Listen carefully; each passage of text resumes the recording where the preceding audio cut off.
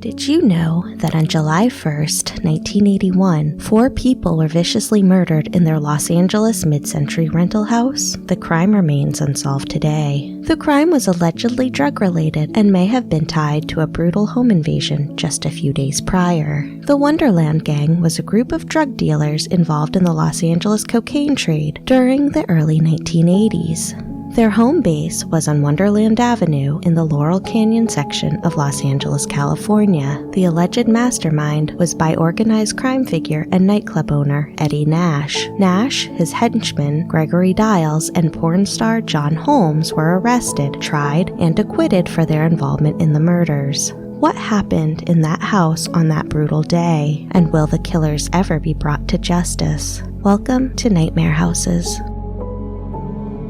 The permits for the residential dwelling in Laurel Canyon on Wonderland Ave were drawn in March 1960. Laurel Canyon is focused on its central thoroughfare, Laurel Canyon Boulevard. However, unlike nearby canyon neighborhoods, Laurel Canyon has houses lining up on one side of the main street most of the way up to Mulholland Drive. Many side roads branch off the main canyon, but most are not through streets, reinforce the self-contained nature of the neighborhood.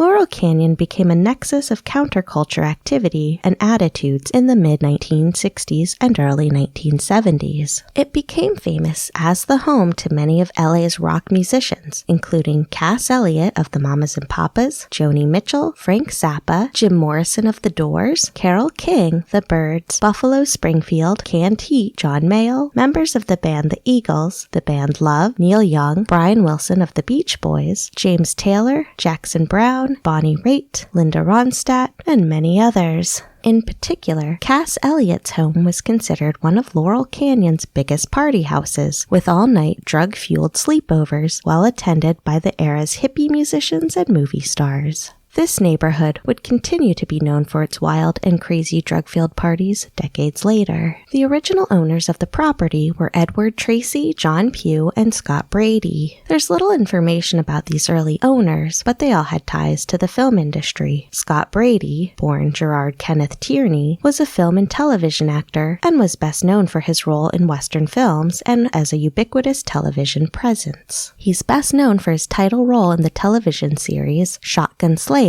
between 1959 and 1960. The residence appears to have been built as an investment property. The dwelling is simple and modern in design and is off-white in color. It's a detached, single-family, 2-story dwelling with an attached garage. It is a simple, modern rectangular structure, neatly stacked with the attached garage at the street level with full-width, shallow balconies on each of the 2 upper levels. The first floor has off-centered French doors and one single door opening to the balcony, while the upstairs has a symmetrically placed French door that also opens to the balcony. The balcony railings are iron bars with oval shapes interlaced into the bars. These balconies face the street. The roof is flat and the lot is narrow. Outdoor narrow concrete steps lead from the lower garage level up to the first floor on both sides of the property. Because the property was a rental, it's difficult to track down all of the occupants during the 1960s and 70s. It's believed that members of the band Paul Revere and the Raiders were once occupants of the residence. However, this area was a known drug and party place, and it's presumed that drugs and parties were common at the rental home. By 1980, the 2-bedroom house was leased to Joy Miller. Joy and her live-in boyfriend, William Billy DeVrell, were the usual occupants of 8763 Wonderland. Their friends, Ron Launius and his wife Susan, essentially became long-term house guests. These 2 couples and several other friends and associates became known as the Wonderland Gang. The Wonderland Gang mainly trafficked in the cocaine trade of the era. Still, despite its role as the most influential and feared cocaine distributorship in Los Angeles, some of its members were heroin addicts. Drugs were regularly dealt from the residence on Wonderland Ave. Although the gang was mainly known for its drug sales, it also gained revenues through burglaries and armed robberies of rival drug dealers. The Wonderland Gang consisted of the following: their leader, Ron Lee Lanius, William Raymond Billy DeVrell, David Clay Lind, Tracy Raymond McCourt, Joy Audrey Gold Miller, and their associates Susan A. Murphy Lanius and Barbara Lee Butterfly Easton Richardson. The leader of the gang was Ron Lanius, born in 1944. He was a United States Air Force veteran of the Vietnam era. He had been dishonorably discharged and convicted of smuggling heroin from Vietnam back to the States in the coffins of American service members. Lanius married Susan Murphy in Carson City, Nevada on April 16, 1971. In May 1974, he was arrested for and charged with the 1973 murder of a reputed police drug informant who had been killed over a botched drug deal. After a critical witness for the prosecution died in an unrelated police shootout, the murder charges against Lanius were dropped. That year, however, Lanius was convicted of smuggling heroin and cocaine across the U.S.-Mexico border and eventually served 3 years of an 8-year sentence in federal prison. Lanius was known for remaining composed under pressure. His bold and fearless nature led to his dominance in the drug trade. His wife, Susan Murphy Lanius, born in 1951, was not an official member of the gang, but she had her own drug habit. William Billy DeVrel was born in 1937 and was considered Lanius's right-hand man and voice of reason. He was characterized as an otherwise decent individual lured into the drug world because of the easy money. DeVrel worked as an overhead crane operator and was a heroin user. He had been arrested 13 times for his addiction, which is part of the reason why he stayed with the gang. DeVrel experienced self-loathing for his actions, during which he expressed a desire to stop dealing with and using illegal drugs. Joy Audrey Gold Miller, who was born in 1935, was Billy DeVrel's girlfriend, and she was also the leaseholder of the Wonderland house. Miller had 2 adult daughters and was the ex-wife of a Beverly Hills attorney. She was a heroin user who had fallen in with the Wonderland gang through her self-immersion in the drug culture. She had been arrested 7 times, treated for breast cancer, and in early 1981 had a double mastectomy. David Clay Lind, born in 1938, was a biker, heroin addict, and a member of the Aryan Brotherhood who befriended Lanius when the 2 men served time in prison. Lind had been incarcerated several times for armed burglary, forgery, assault, and assault with the intent to commit rape. In 1981, at Lanius's behest, Lind traveled to Los Angeles to join the Wonderland gang and assist them in running drugs. Lind and Barbara Richardson rode to the Wonderland house on Lind's motorcycle and slept on the living room sofa. Barbara Lee Easton Richardson married Walter Richardson in 1977 after graduating from Sacramento Cordova High School in 1976. At 22, she was associated with David Lind. Lind claimed she was his girlfriend, despite being 20 years older than her, and she was married.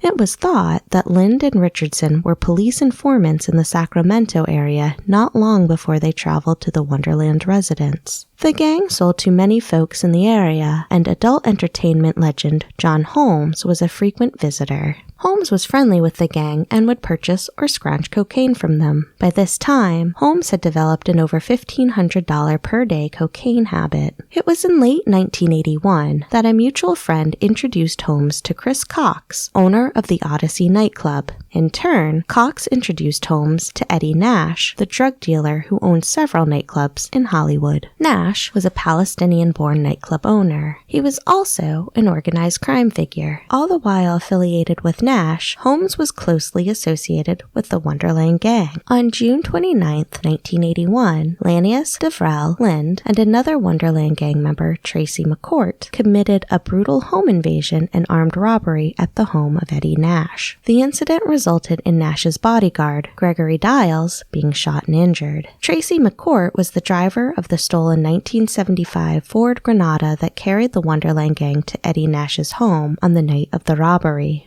Originally, McCourt was designated to take part in the home invasion. However, a day before the event, conspirator David Lind took away McCourt's handgun, and McCourt was regulated to driving duty. Nash immediately suspected that porn star John Holmes had been involved, as he had been at Nash's house 3 times on the morning of the attack, at which times Holmes left the sliding door open. Nash sent Dials to retrieve Holmes for questioning. Dials supposedly spotted Holmes walking around Hollywood wearing one of Nash's rings and brought him back. Scott Thorson, a former boyfriend of Liberace who was in Nash's house to buy drugs, claimed he witnessed Holmes being tied to a chair and repeatedly punched and and his family threatened until he revealed the assailants' identities. The next day, on June 30th, the two couples, along with Barbara Richardson, who was sleeping over that night, were at the house on Wonderland Ave. At or around 3 a.m. on July 1st, 1981, just 2 days after the robbery, an unknown number of unidentified assailants entered the Wonderland Avenue residence, intending to murder everyone inside. While the occupants were in bed, the assailants used a combination of hammers and metal pipes to beat each of the occupants of the Wonderland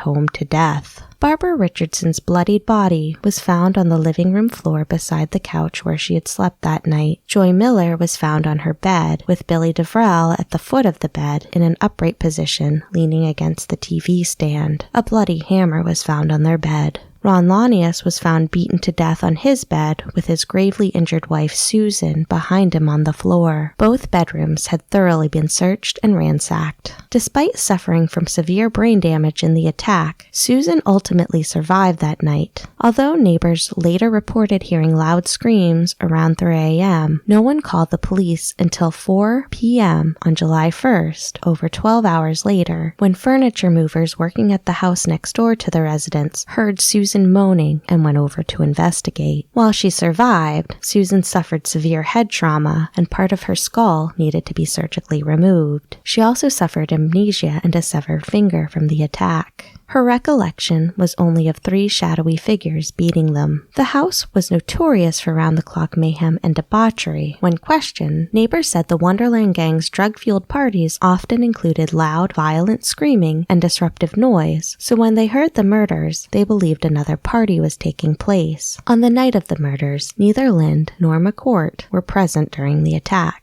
Lind was consuming drugs with a male prostitute in a motel, while McCourt was at his own home. It appears that most of the victims attempted to fight back. The Los Angeles Police Department detectives Tom Lang and Robert Souza led the murder investigation and searched Nash's home a few days after the crime. There, they found more than $1 million worth of cocaine and some items stolen from the Wonderland Avenue home. An initial theory of the murders centered on Holmes. His left palm print was found at the crime scene on Lanius's headboard. He was arrested and charged with 4 counts of murder in March 1982. The prosecutor, Los Angeles Deputy District Attorney Ron Cohen, attempted to prove Holmes was a willing participant who betrayed the gang after not getting a total share of the loot from the Nash robbery. However, Holmes's court-appointed defense lawyers successfully presented Holmes as one of the victims, who the real killers had forced to give them entry to the house before the murders occurred.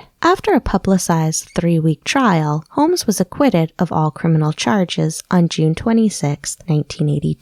For refusing to testify or cooperate with authorities, he spent 110 days in jail for contempt of court. Shortly after the murders, Holmes' first wife, Sharon Gabeni Holmes, stated that he had told her he had known the people on the Wonderland Ave home and had been there shortly before the murders occurred. She did not divulge any additional information to the police. Holmes died on March 13, 1988, due to AIDS complications. A month before he died, 2 Los Angeles Police Department detectives visited Holmes at the Veterans Administration Hospital, where he was convalescing, to question him about the murders. Nothing came from this visit because Holmes was barely awake, and his responses to their questions were incoherent. A month after his death, Gabeni stated in an interview with the Los Angeles Times that on the morning of the murders, Holmes had arrived at her house with blood splattered on his clothes and recounted how he led 3 thugs to the tightly secured drug house on Wonderland Avenue, escorted them in, and stood by as they bludgeoned the 5 people inside. She said Holmes never told her the names of the 3 other assailants. In 1990, Nash was charged in California State Court with having planned the murders, and Dials was charged as a participant. Thorson testified against them, but the trial ended with a hung jury voted 11-1 for conviction. A second trial in 1991 ended in acquittal for both Nash and Dials. Dials died from liver failure in 1997. David Lynn's position in the drug underworld was and remains murky due to allegations by rival drug dealers that he worked as a police informant. Lynn died of a heroin overdose in 1995.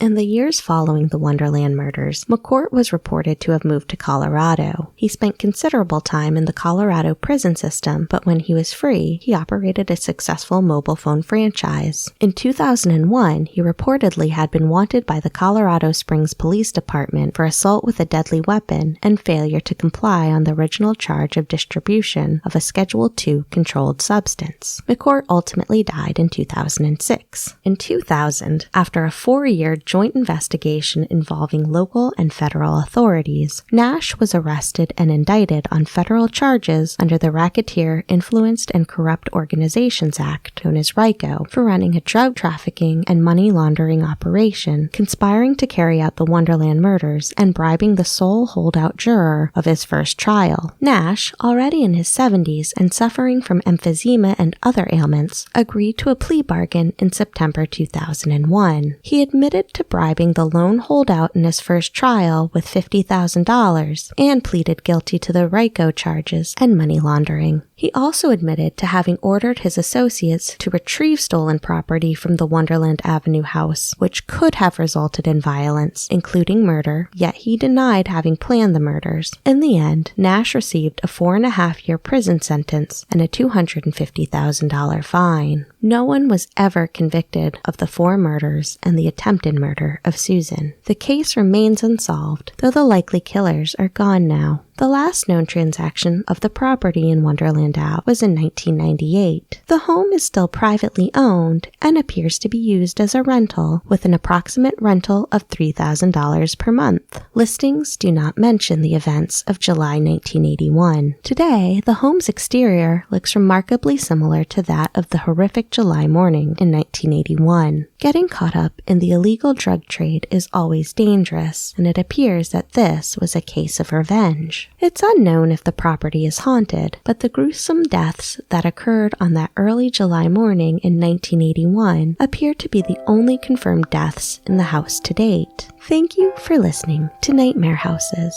For more information, including photos and references, please visit www.nightmarehouses.com. Until next time, goodbye.